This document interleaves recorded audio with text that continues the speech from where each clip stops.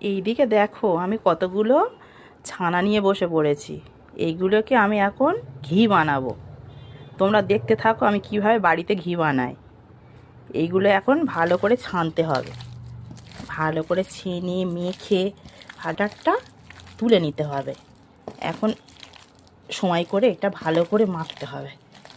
এখন ভিডিওটা স্কিপ করো না, দেখতে থাকো আমি এখন কিভাবে বানাবো। দেখো এখানে আমার সবটা মাখা হয়ে গেছে ভালো করে। এবার বাটারটা কীরকম বার হয়ে গেছে দেখো, এটা কিন্তু বাটার।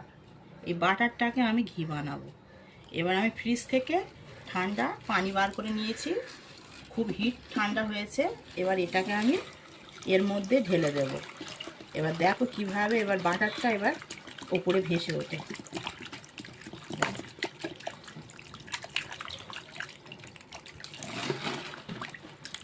দেখো কিভাবে ভেসে উঠছে বাটারটা। এবার এই যে বাটারটা তুলে, এই বাটারটা কিন্তু এটাই বাটার। এই বাটারটাকে আমি এবার ঘি বানাবো। এই বাটারটাকে এবার আমি এক এক করে আমি কড়াইতে নিয়ে নেব।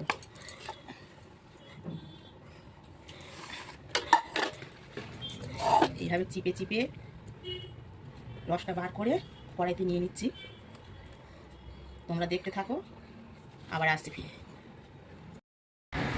এদিকে দেখো আমি সবগুলো তুলে নিয়েছি পানির মধ্যে থেকে বাটারগুলো। এবার আমি এটাকে জাল করতে থাকবো কিছুক্ষণ। জাল করা হয়ে গেলে তোমাদেরকে দেখাচ্ছি। এইভাবে আস্তে আস্তে জাল হতে হতে ঘিটা বার হয়ে যাবে। তোমাদেরকে আবার দেখাচ্ছি শেষের দিকে। এইদিকে আমার ঘিটাই হয়ে এসছে দেখো। এইগুলো দেখো ঘি বার হয়ে গেছে। এই ছানা থেকে এই ঘিগুলো বাড়ে আসছে। এই ছানাগুলো লাল লাল হয়ে যাবে, তারপরে লাগাবো। আর একটুখানি জাল করতে লাগবে, আর একটুখানি জাল করে নিলে হয়ে যাবে। বস ভালো করে। এইদিকে ঘি আমার কমপ্লিট হয়ে গেছে দেখো। এবার এটাকে আমি ছেঁকে নেব। এই যে ছানাগুলো ছিল না, এই ছানাগুলো দেখো কালো হয়ে গেছে। এই কালো কালো হয়ে গেছে মানে আমার ঘি কমপ্লিট। দেখো এগুলো আমি এবার ছাঁকনিতে ছেঁকে নেব।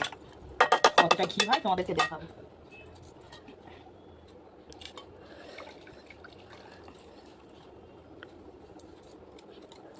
বাড়ির ঘির একটা আলাদা টেস্ট। এটা বানাতেও যেরকম ভালো লাগে, খেতেও সুস্বাদু লাগে, আর দেখতেও সুন্দর লাগে। দেখো কাঁচের মতো পুরো। দেখো ঘিটা বাড়িতে বানিয়েছে, দেখো ঘিটা ওয়াসাম হয়েছে। দেখো কত সুন্দর হয়েছে। সামনে নিয়ে এটা ভালো করে দেখা।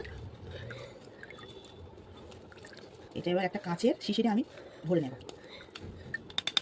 নিয়েছি, এর মধ্যে এবার আমি ঢেলে দিই।